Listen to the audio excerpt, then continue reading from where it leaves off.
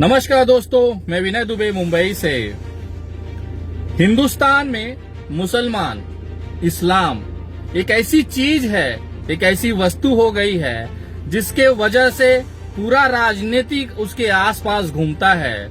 मुझे कभी कभी समझ में नहीं आता कि अगर ये इस्लाम और मुसलमान भारत में ना होता तो ये भारतीय जनता पार्टी वाले बेचारे भिखमंगे तो भूखे मर गए होते। आजकल जिसको देखो मोबाइल उठाता है और इस्लाम को खत्म करने की बातें करता है। एक भड़वा अभी ताजा ताजा पैदा हुआ है जो अपने आप को हिंदू मंदिर का महंत कहता है, लेकिन उसकी वास्तविकता आज मैं आपको बताता हूं और एक खास तोहफा उसके लिए मैंने बनाया है जिसकी घोषणा मैं इस वीडियो में करने जा रहा हूं। तो कृपया पूरी वीडियो जरूर देखें और उन भड़वों तक, खास तौर पे गाजियाबाद के उन भड़वों तक जरूर पहुंचाएं, क्योंकि उनका बाप विनय दुबे अब उस भड़वे को दीपक त्यागी, अरे दीपक त्यागी तो आप जानते नहीं होंगे, उसका जो असली नाम आप जानते हैं वो है यति सरस्वती, वो जो भी नंद है, बकचोद नंद, उसको हम उठा के अब लाने वाले हैं, क्योंकि आज उसको एक तोहफा मैंने भेजा है। आशा करता हूं बहुत जल्द आप लोगों को पता चल जाएगा। लेकिन ये जो दीपक त्यागी जो अपने आप को यति नरसिंहानंद सरस्वती बतलाता है, ये वही दीपक त्यागी है जिसके घर के अंदर उसके दादा, उसके बाप कांग्रेस के पदाधिकारी रहे हैं। आज जिस कांग्रेस को ये पानी पी पी कर गाली देता है, उसी कांग्रेस के पैसे से इस भड़वे ने विदेश जाकर पढ़ाई की, विदेशों में अय्याशियां की, और वापस आने के बाद जब कुछ कर ना पाया, सोचिए इतनी बड़ी बड़ी डिग्री होने के बावजूद ये भिखमंगा हिंदुओं को बेवकूफ बनाकर महंत बनकर उन्हें लूटता है।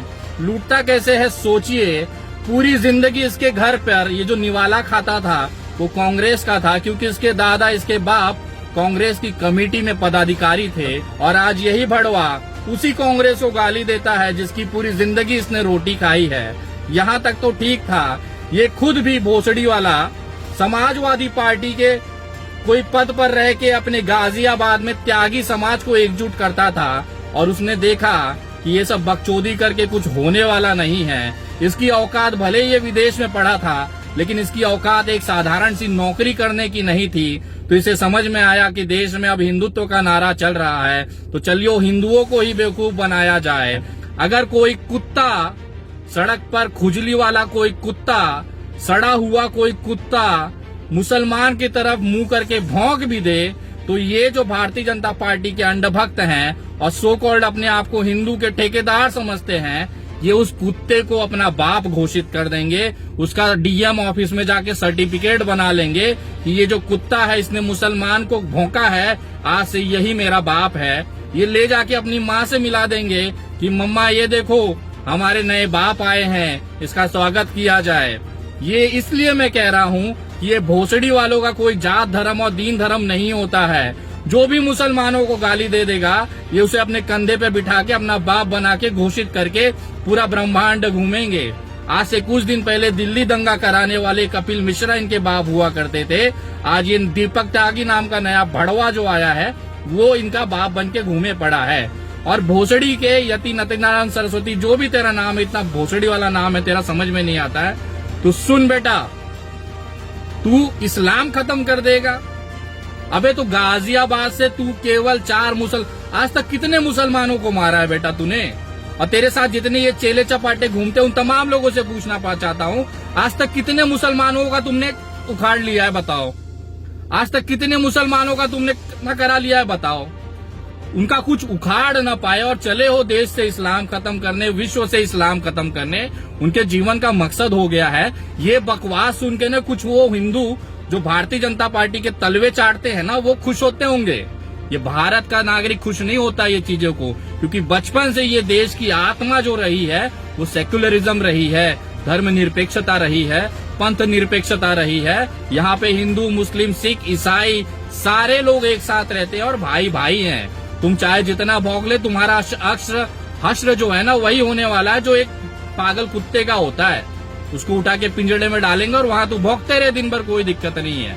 और दूसरी सबसे गजब की चीज बताना चाहता हूँ कि ये दीपक त्यागी के ऊपर राष्ट्रीय कानून, सुरक्षा कानून की मांग हमने माननीय बॉम्बे हाई कोर्ट से की है, मुंबई उच्च न्यायालय से की है, और उस पर बहुत जल्द सुनवाई होने वाली है। पूरे देश में इसके ऊपर एफआईआर हुए लेकिन गिरफ्तारी नहीं हो पाती, क्योंकि हम समझ सकते हैं भारतीय जनता पार्टी की नफरत की राजनीति के लिए ये अग्नि का काम कर रहा है, तो भारतीय जनता पार्टी उसे बचाएगी ही। लेकिन संविधान, अब वहां से तू न बच पाएगा बेटा। और तेरे जितने चेले चपाटे हैं ना जो कहते हैं खून की नदियां बहा देंगे, तो हमें अब देखना है तुम्हारी औकात कि कितनी खून की नदियां बहेगी जब इस बाबा को, दीपक त्यागी का, उनका जो कॉलर पकड़कर घसीटते हुए जेल में डाला जाएगा। हम देखना चाहते हैं कितनी खून की नदियां तुम बहाओगे। तुम्हारी औकात है, संविधान से बड़े हो तुम, कानून से बड़े हो तुम। और उन तमाम लोगों से पूछना चाहता हूं जो इनको संरक्षण देते हैं कि आपने अपने बाप की बपौती समझ रखा है देश को। ये देश चलेगा संविधान से, किसी के बाप की औकात नहीं है इस यतीनंद भड़वा दीपक त्यागी को जेल में डालने से रोक सके। और अब इसके ऊपर रासुका लगाया जाएगा, वो भी महाराष्ट्र में। हमने याचिका दाखिल की है और हमने आज तक जितनी भी याचिकाएं दाखिल की है वो सारी की सारी सफल रही हैं।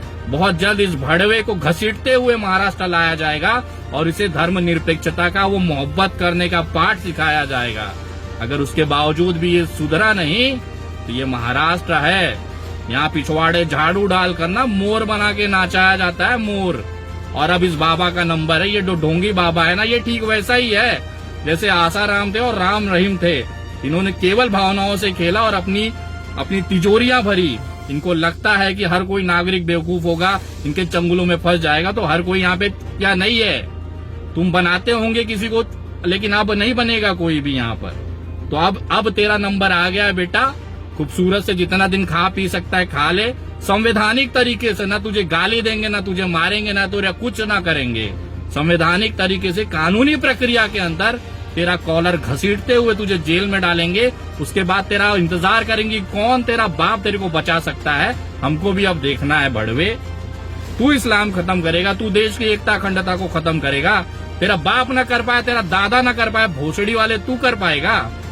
चल कर ले, उखाड़ ले, तेरे को मौका देते हैं। तुझे घसीट के मुंबई लाया जाएगा, तुझे बल भर पेला जाएगा। यहाँ पे पिछवाड़े झाड़ू डाल के तेरे को मोर न बनाया।